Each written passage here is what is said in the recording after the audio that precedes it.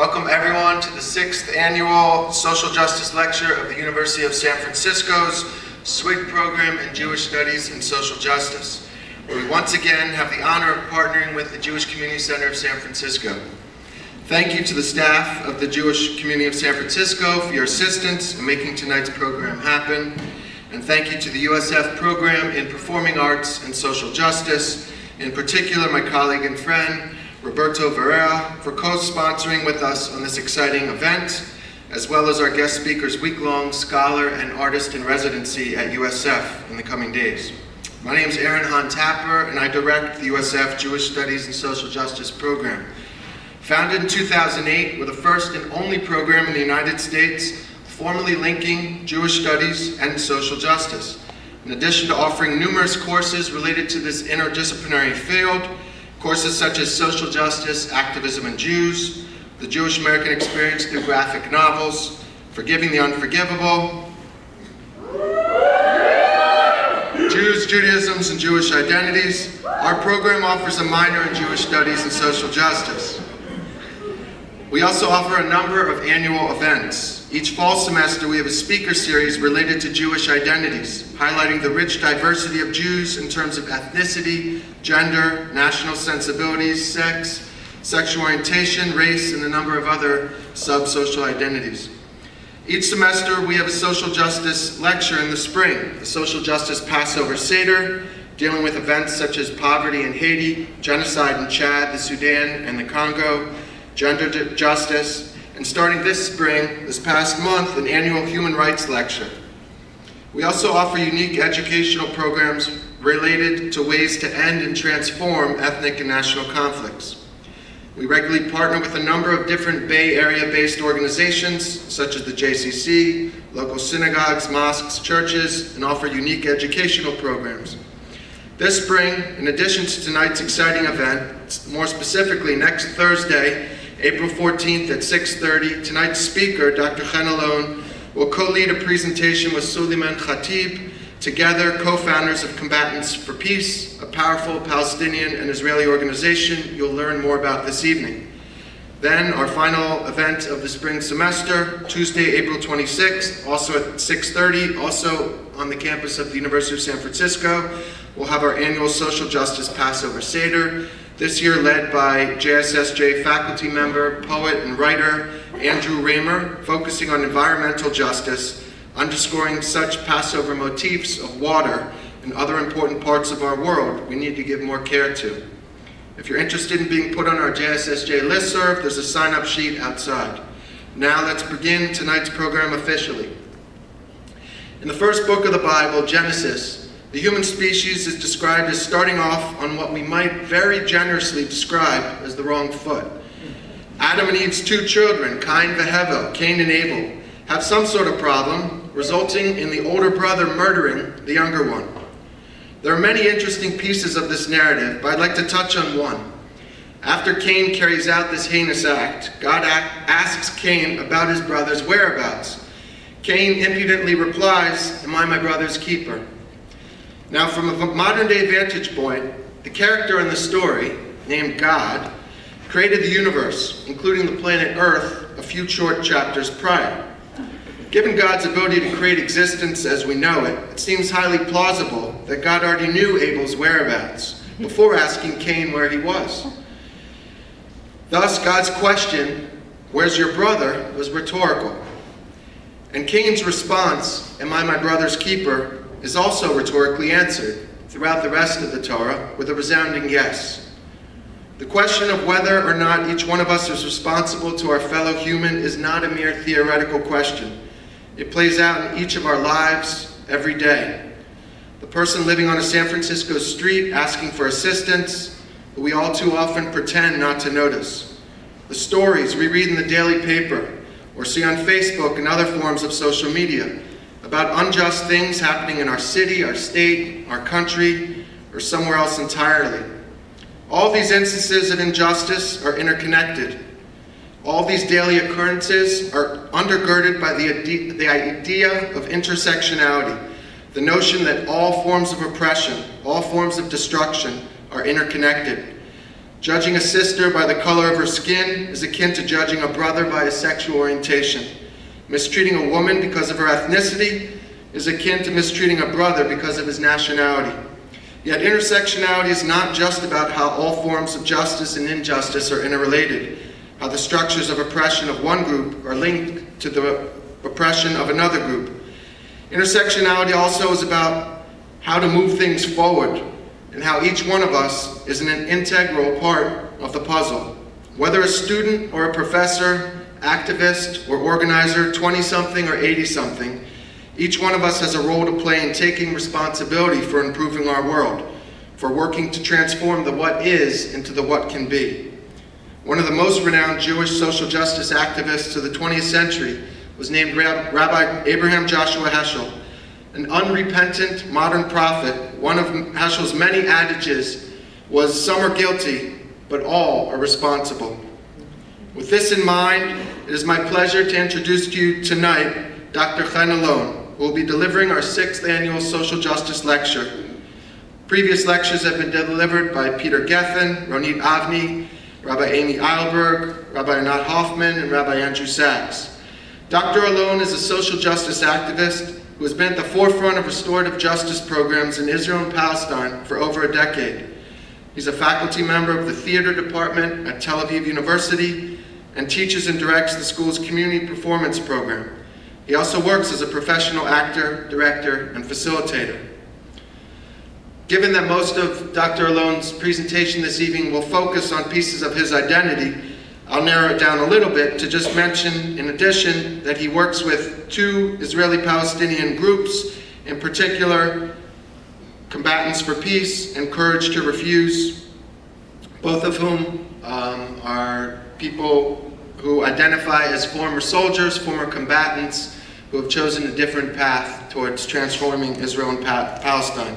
It's my pleasure to introduce to you Dr. Chen Alon.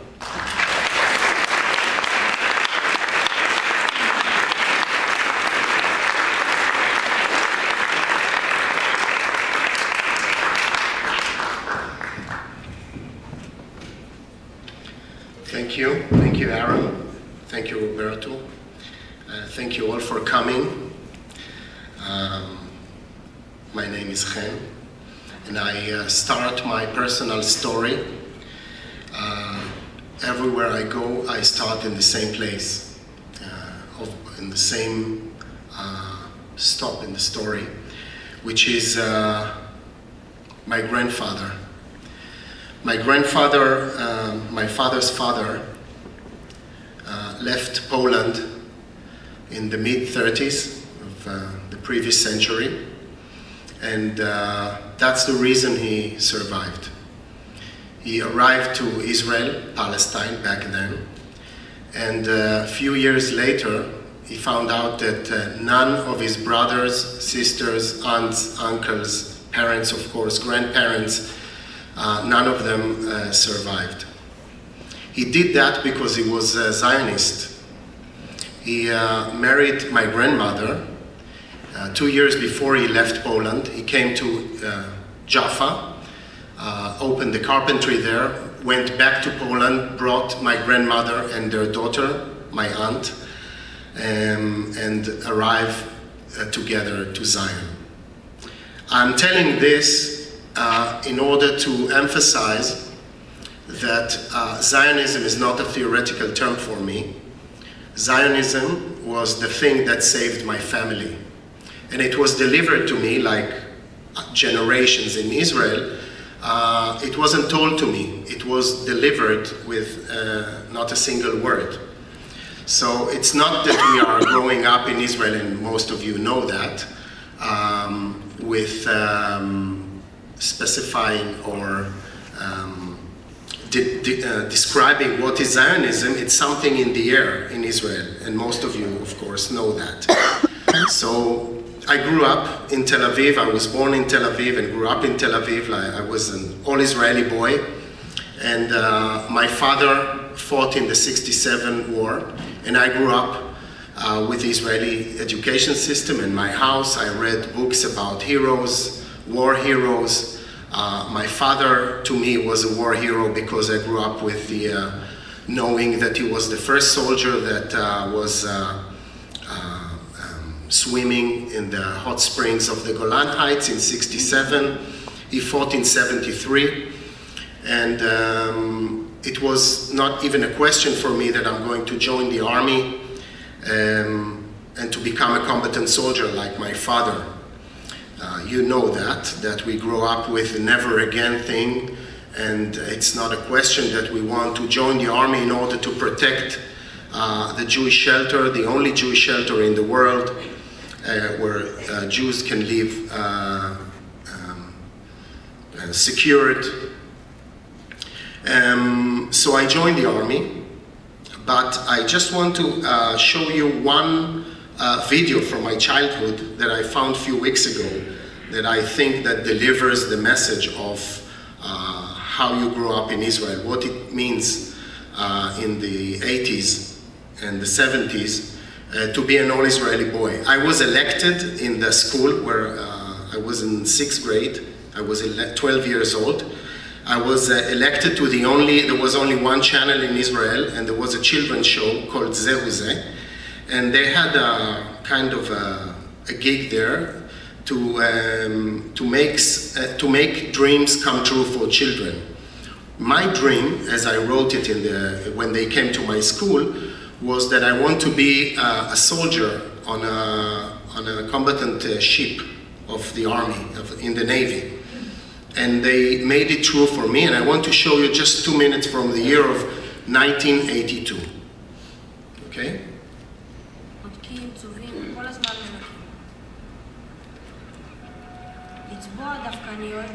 So here I'm showing that I say that I love to paint because it's my ship and I feel that I belong there.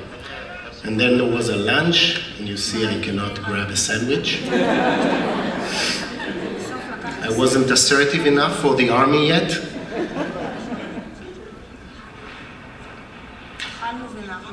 And you just can imagine that Channel 1, only channel, all the children in Israel saw me. So when I came back to the class, I was a hero. So now we are going out to the sea. And my text here is that finally we are going out to the sea. We are going to train in combatant trainings. And I'm talking about my role in the ship.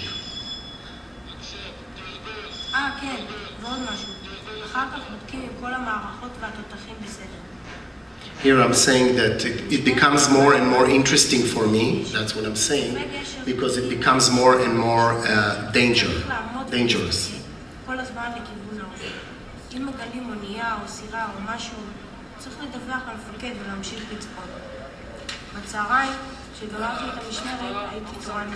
So these are the images, and that was the lunch shift. These are the images that I grew up with. I'm saying to hold the wheel of the ship is the most challenging thing on the ship. I feel as the commander of the ship.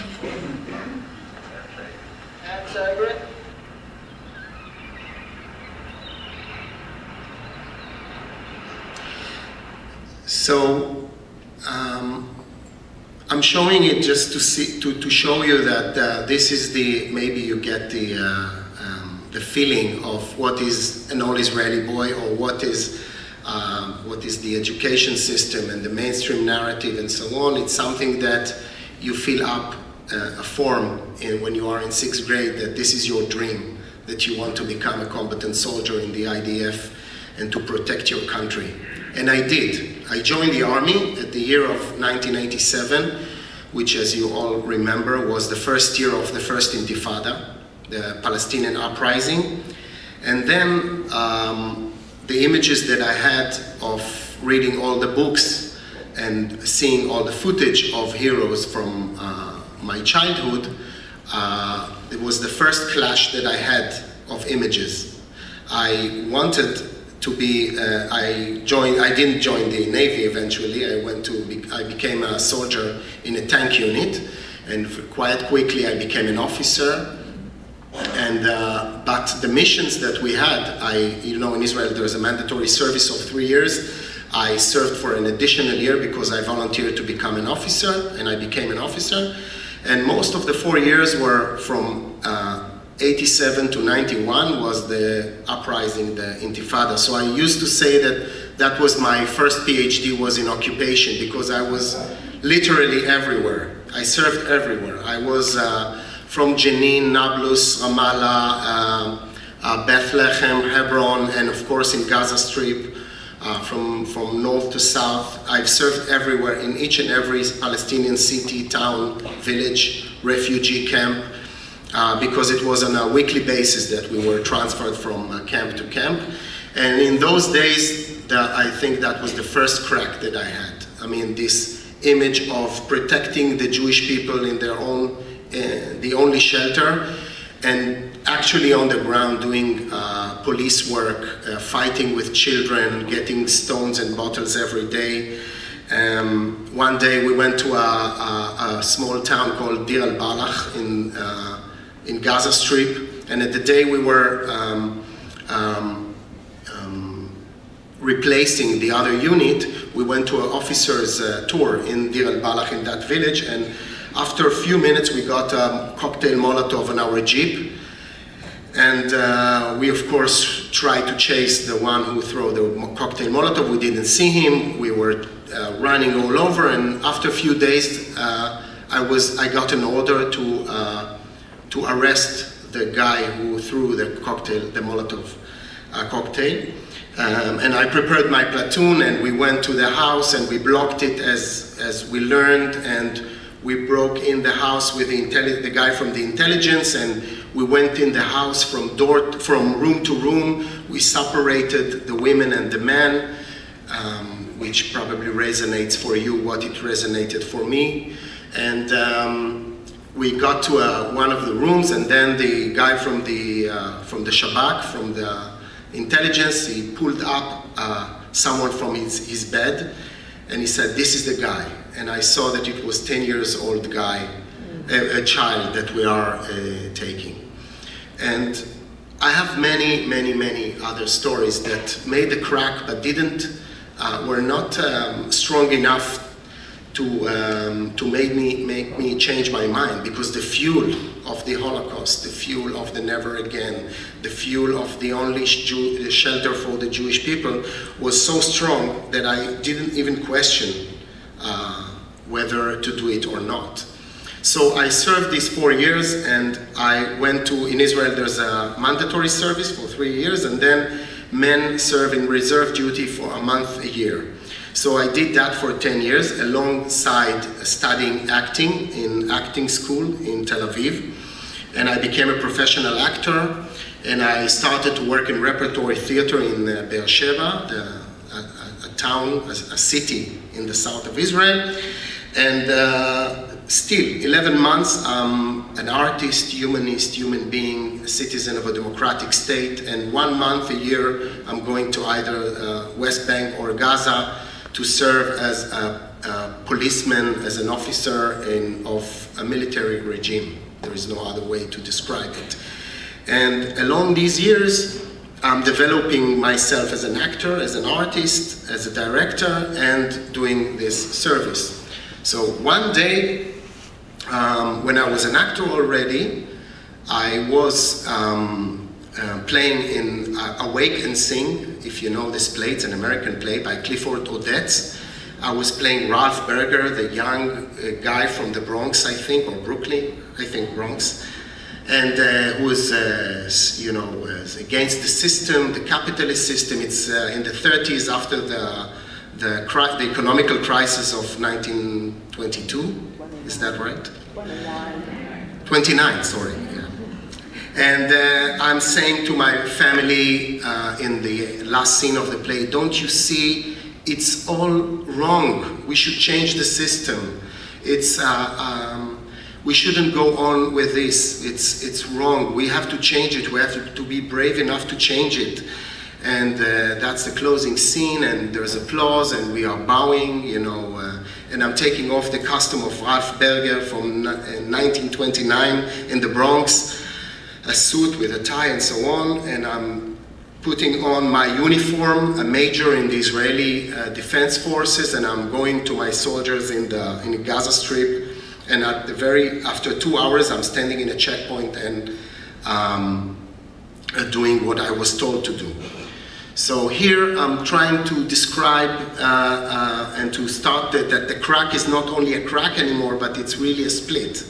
It becomes a split, and I feel it, you know, because I'm a theater practitioner. I'm starting to reflect and observe myself as a character, and I'm saying, what are you doing? Do you, are your actions are fulfilling your needs, your vision, your desires, your values? And but still, the fuel is so strong that I cannot even question it or stop it. And these are the years of the peace process between '93, the first Oslo Accord agreement, and '99, where Prime Minister Barak was elected. You know, between the year '93 to 2000, when Barak, the Israeli Prime Minister, came back from Camp David, Israel doubled the amount of settlers, and I saw it every year.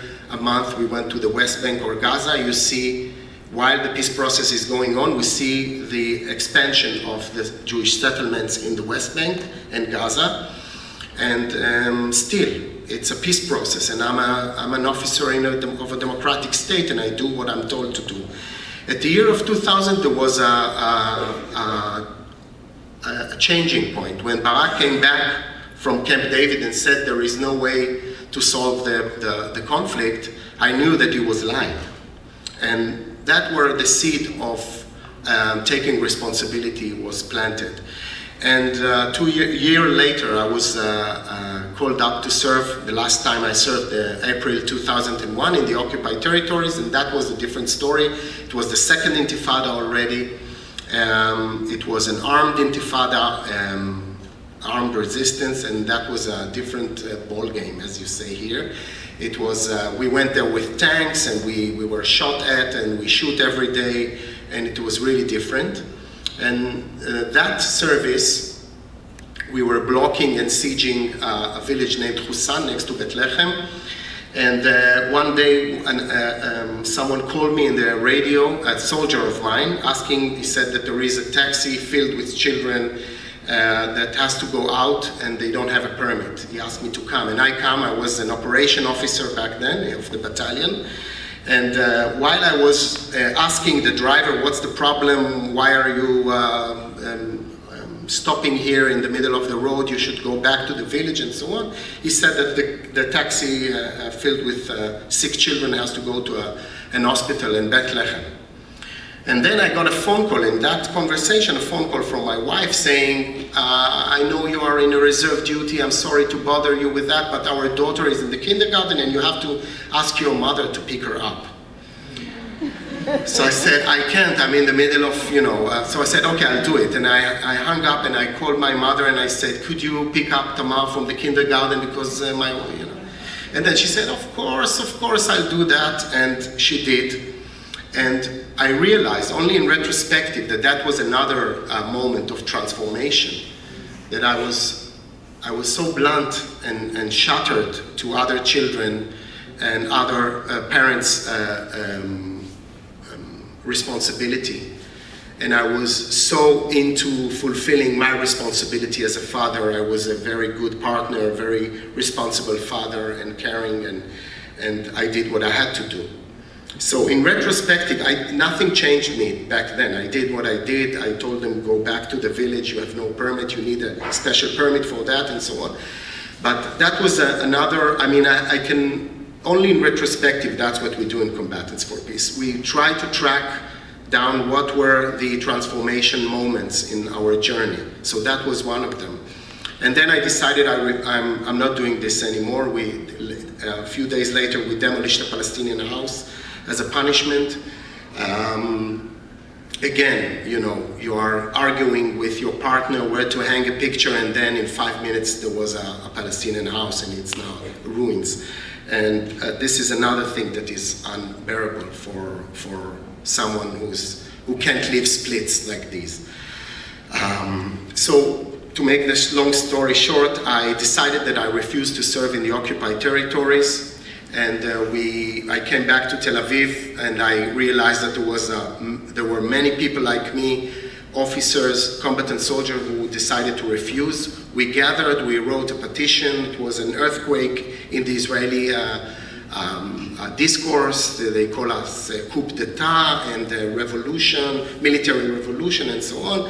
And we were thrown to jail. I was in November 2002, I was in jail for a month for refusing to serve in the Gaza Strip.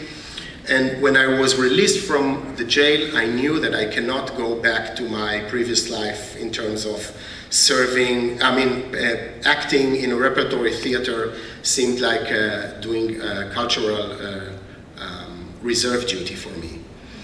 So we started. I didn't know what to do. I was totally lost professionally, but I was totally committed and passionate with the campaign of the Refuse movement called Courage to Refuse. We drafted our message to the Israeli society. We said all our slogans were refusing for Israel, a real Zionist refused to serve the occupation, and a lot of things that were the whole campaign was addressing the Israeli society. We didn't even think about meeting, talking to Palestinians. It was not even in our system. We didn't think about it. Not that we decided not to, but then in 2005, someone told us that there is a parallel movement in the Palestinian society of ex-combatants, ex-prisoners who sat in Israeli jails for years, and they refused to be part of the armed struggle. They refused. They condemn the suicide attacks, and we were surprised because we thought we were the chosen ones. We didn't think that Palestinians might think the same, that violence only causes more violence and so on. And then I started. When I started to the refusal campaign, I started to do different theater. I get to know the techniques of the Brazilian Augusto Boal, Theater of the Oppressed, which is an activist therapeutic theater. It means that theater is a weapon for liberation, an individual weapon to liberate yourself, and a collective weapon to liberate communities and collectives. So I started to work within Israel with Jews and Arabs, young people, with prisoners, with drug addicts. I tried to find my own way in theater, my new way, and I find myself, every time I did a project, I found myself working with polarized groups. When I went to prison, I worked with non-prisoners. I went to a rehabilitation center. I brought either students or a group of artists or actors. I was passionate to have conflict in aesthetic spaces and to deal with them. And when we founded Combatants for Peace, I incorporated the very little, in 2005, I incorporated the very little experience I had with theater with conflicted groups, which were civil groups of students, men and women, adults and youth, Jews and Arabs, prisoners and non-prisoners, and I thought maybe I'll do it within the movement Combatants for Peace, which you will see in a minute what it means. And we started to develop the journey of Combatants for Peace through theater. The personal story, and to use the personal story through this theater, which I can sum up in a way that Combatants for Peace has two main goals. One is the dialogue, the reconciliation, the rehumanization, peace, everything which is, which is a dialogue and reconciliation and dealing with our past experience and events and traumas and narratives. And the other path is the nonviolent struggle. We realize that there is no way to ask from the oppressed to engage with a dialogue and reconciliation while the oppression is going on. So we found out that these two paths of nonviolent struggle and dialogue and reconciliation, they actually not parallel, but they feed each other. And I found out that it works in any polarized and conflicted group. I mean, it's backed by research in social psychology calls this field called intergroup relations, that it's always any group, two groups you will put in a space. One of them will be will consider themselves as the privileged, and the other will consider themselves as the underprivileged, and that's the infrastructure for relationship. And there is always, I won't go into it because I want to show you how we work with these principles, but it's always a matter of not engaging only with one action, neither the nonviolent struggle and action on the ground, and not dialogue and coexistence activities, but you have to do both in order to find a new way together. So now I want to show you 2 minutes a video of what is Combatants for Peace, how we work, who we are, just to get the atmosphere of the movement.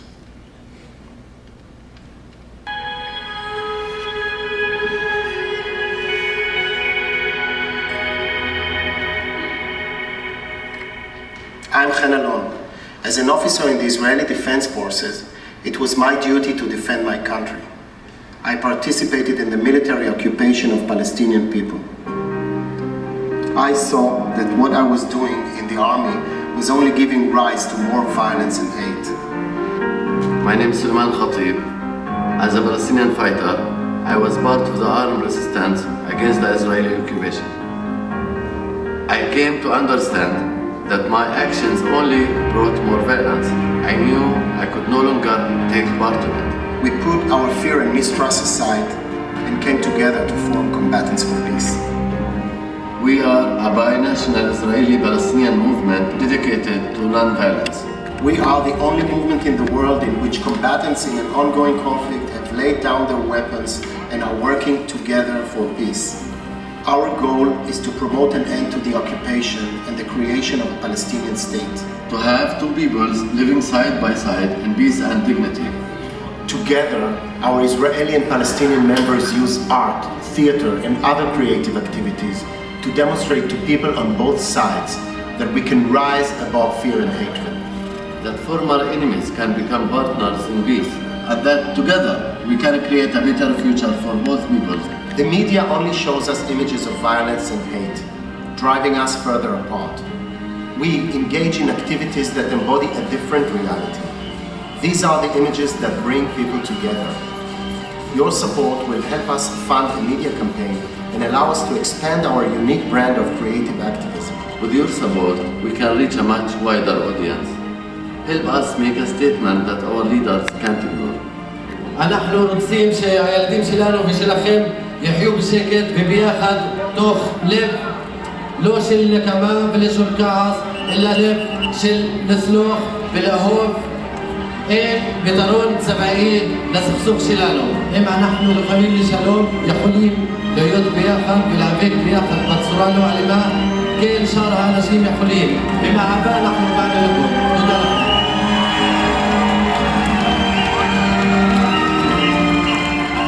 Show your support by joining Combatants for Peace and supporting this campaign in any way you can. Please donate and share this message with everyone you know. Your voice is critical, now more than ever.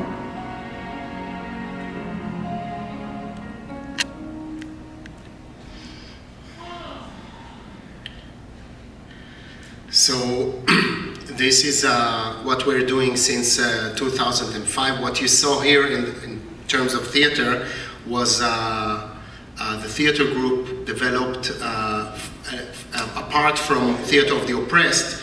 We got support from international artists and creators, and we had a bread and puppet workshop, and they helped us to develop these images of puppets that we demonstrate with. So I won't go into more details about Combatants for Peace, because I want to go on to say how we've developed this, because Combatants for Peace is not only a activist theater group. We have 6 regional groups. We have one theater group now which is not regional. It's a general group, an activist group, and the rest of the groups are regional groups. In the north we have Kalkilia Tel Aviv, which was still Tulkarm Tel Aviv. We have Nablus Tel Aviv, we have Jerusalem Bethlehem, Jerusalem Al-Quds, and we have Jericho Jerusalem and Beersheba Hebron. So these groups are, our strategy is to struggle against the systems of separation, which is, what is going on. This is what allows the occupation to go on, is that the dehumanization works only when you separate people. So first of all, we are struggling against the separation. It means that we meet regularly in Palestinian territories, and sometimes violating the laws, the illegal laws as we call them, of separation. And then each group is developing its own strategy and tactics against struggling against the occupation, and fulfilling its own needs for a dialogue and reconciliation according to who are in the group. And then a few years ago I stretched the polarized model into more, as you can hear, the Combatants for Peace is more an activist project. And I was interested in how you can work with artists in the same way. So I started to work with another director, an Israeli Jewish director named Sinai Teta, and we started to do Theater of the Oppressed in the process, and the outcome should be an artistic performance. And in 2011 we started to work. In 2012 we performed in Akko Festival, for a theater festival in Israel, and we gathered Israelis and Israeli Jews and Israeli Palestinians, Arabs, and we went to the Silwan, to East Jerusalem. We started as a group to investigate the occupation of Silwan and what is going on in Silwan. And it was a mixture of Theater of the Oppressed and documentary theater and activism on the ground, because the research itself was about joining the struggle of Silwan. So I want to show you another project that we do. As you can mark it as a more artistic project than the Combatants for Peace, but still it has the same techniques, same values of the polarized model. But here we are mixing not only Jews and Arabs, but also professional theater practitioners and non-professionals or non-actors. So I will show you now the Peacock of Silwan.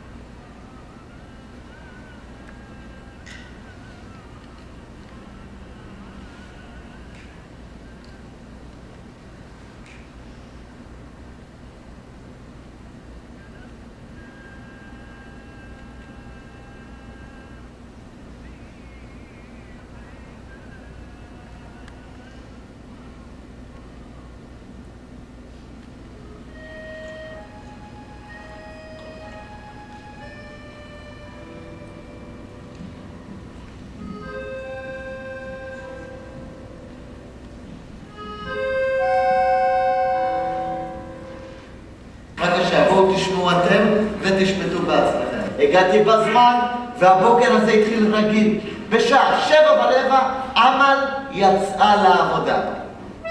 The inspiration of this piece comes from the story of Silwan, which is on one hand an ordinary story of the occupation, another story of the occupation, and on the other hand the story of Silwan is unique. It combines all the factors of the Israeli-Palestinian conflict, which is religious, and about land, about the past, about the history, archaeology, and it makes everything explosive in the story of this neighborhood. Tens of thousands of people are living on a bomb, I would say, very close to the old city in Jerusalem. And the fact that Silwan can tell a story of the Israeli-Arab conflict, because it is based on the hardcore of the memories of both sides. The old, 3,000 years old memories. So I could imagine the potential of such a dramatic story.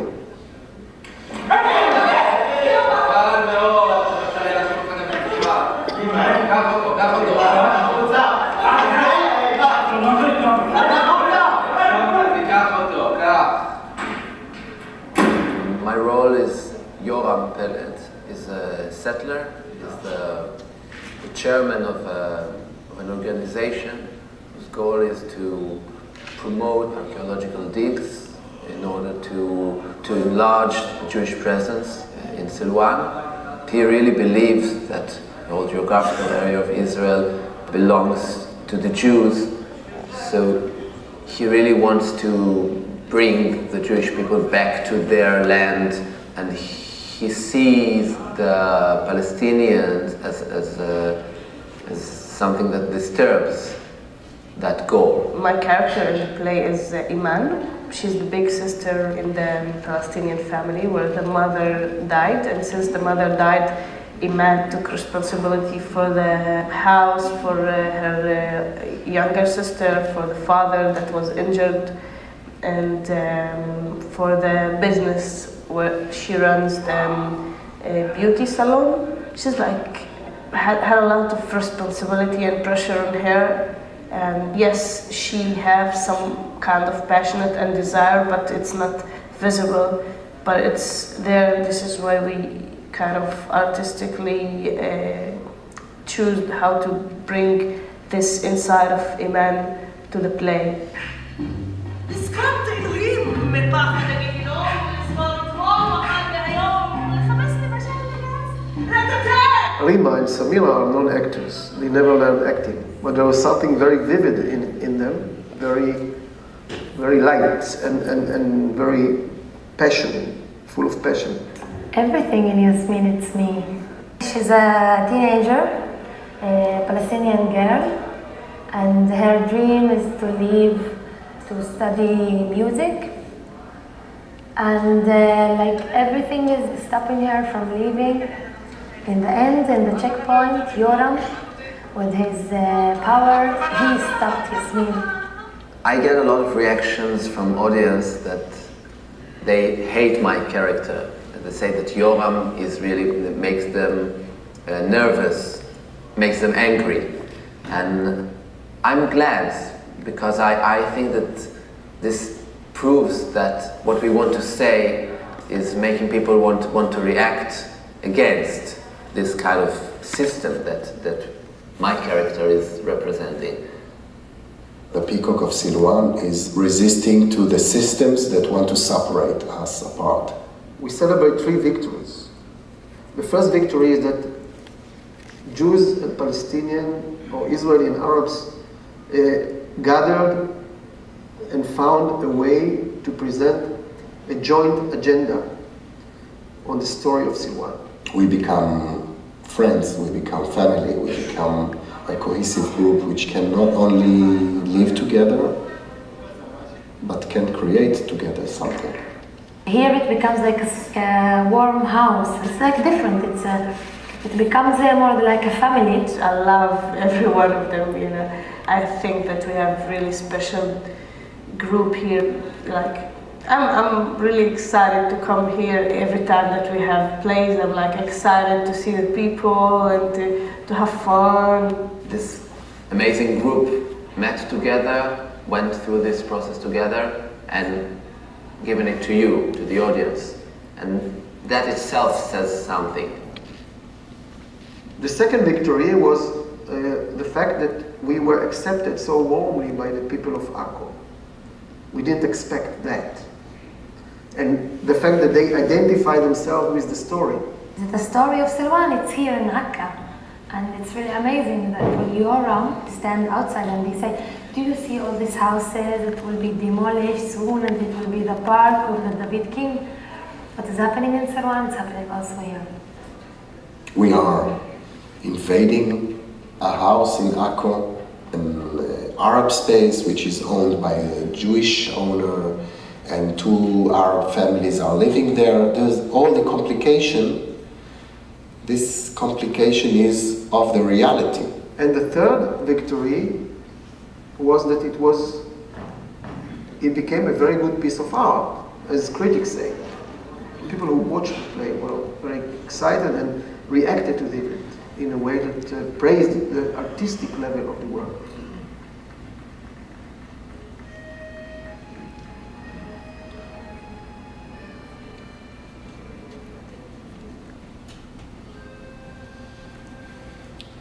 So that's the Peacock of Silwan. We started it in 2012. We are still performing it, not in Akko anymore. We performed in Haifa and then we went to Jaffa. And we kept the idea of site-specific, that the space, that the fact that the show is kind of invading and penetrating a space and actually occupying a space. We kept the same idea when we performed in the Haifa and in Jaffa, although we performed in Jaffa now in a theater, which is an Arab old house, but it's a formal theater, but we still play the show in different spaces of the outside and inside, that the idea of invading the house and actually occupying the space is the audience is embodying it and feel it.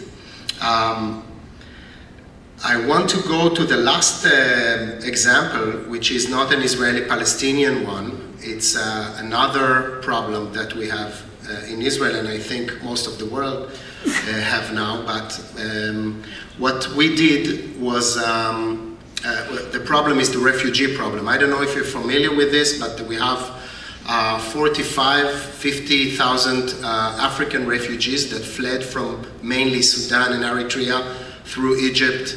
And apart from dealing with the Israeli-Palestinian conflict, there are some cities in Israel that this issue is burning, especially Tel Aviv. Most of them are concentrated in south of Tel Aviv. And the government, which is in the last, I would say, 6 years, the policy is to make it more and more tough for them that they will leave, although they are under a group protection.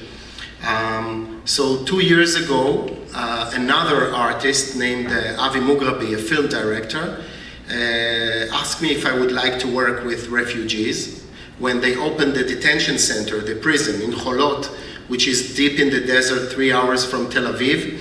And we started to go there, and I want to show you another polarized example of how Israeli Jews, I would say actors and non-actors, take responsibility through theater on social justice. So I will show you another excerpt, and then we will, I will sum up.